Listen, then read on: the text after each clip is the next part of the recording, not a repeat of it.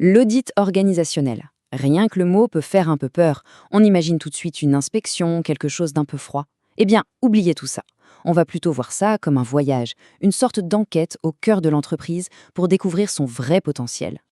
On s'est tous déjà posé la question, non? Comment ça se fait qu'avec des moyens qui semblent identiques, certaines équipes cartonnent et d'autres rament complètement? La réponse, en fait, elle est rarement en surface. Elle se cache plutôt dans la structure, dans les dynamiques invisibles de l'organisation. Alors, par où on commence? Eh bien, par le point de départ, l'instantané. Il faut vraiment voir l'audit comme une photo très nette, prise à un moment précis, qui va nous servir de référence. Cet instantané, c'est ça. Une image claire, objective, sans les filtres des opinions ou des habitudes. C'est le seul vrai point de départ pour un changement qui a du sens. Parce qu'on ne peut améliorer que ce qu'on comprend vraiment. C'est la base, le socle sur lequel on va pouvoir construire. Et attention, quand on parle d'audit, on ne s'arrête pas à l'organigramme, on plonge dans tout l'écosystème. Comment les gens travaillent ensemble, avec quels outils, dans quelle ambiance. Bref, on analyse comment le travail se fait réellement au jour le jour. C'est beaucoup plus profond qu'il n'y paraît. Bon, maintenant qu'on a posé le cadre, passons à l'action. Comment se déroule cette enquête? C'est quoi la fameuse boîte à outils de l'auditeur? Et voilà une technique absolument clé que nous partage Sandrine, consultante en organisation. On n'enquête jamais seul. On mène les entretiens à deux. Pourquoi? C'est simple, pour croiser les regards, pour éviter les angles morts. Ça garantit une analyse beaucoup plus riche, beaucoup plus juste, et ça, dès le départ, c'est essentiel. Ce processus en 4 temps, c'est vraiment la colonne vertébrale de l'audit. La logique est super importante. On part du terrain, de la réalité des gens. Ensuite, on analyse pour donner du sens à tout ça.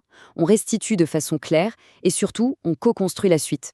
C'est ce qui fait qu'on ne reste pas au stade du constat, on passe vraiment à l'action. Et ce qui est fascinant, c'est que l'enquête mène presque toujours au même indice principal, le cœur du réacteur, la dynamique humaine. La performance d'une organisation, au fond, c'est une histoire de personnes et d'interaction. Et ça, ce n'est pas juste une belle idée, l'impact est bien réel et mesurable. Tenez-vous bien, des études montrent qu'en optimisant ces dynamiques humaines, on peut augmenter l'atteinte des objectifs de 30%.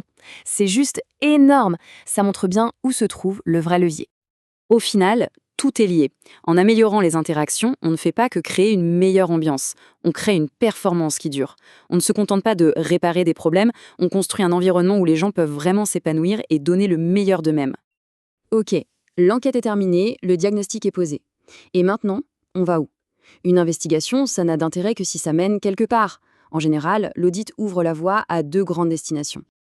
En fait, les conclusions de l'audit vont nous dire quel chemin prendre. Soit on est dans une logique d'amélioration continue, on fait des réglages sur les machines existantes, soit il faut une transformation plus profonde. Et là, on se lance dans un vrai projet pour repenser une partie de l'organisation. Et pour que ce soit bien concret, cette feuille de route va traduire les constats en action. Par exemple, un manque de leadership, on recrute ou on forme. Un processus qui prend trop de temps, on automatise. Des tâches faites en double, on centralise. Chaque recommandation est une brique pour construire le changement. Allez, on arrive au bout de notre voyage. Mais pour être sûr d'arriver à bon port, il y a quelques règles d'or à avoir en tête. Ce sont vraiment les clés du succès. Ces 3 points, clarté, connexion et communication, sont fondamentaux.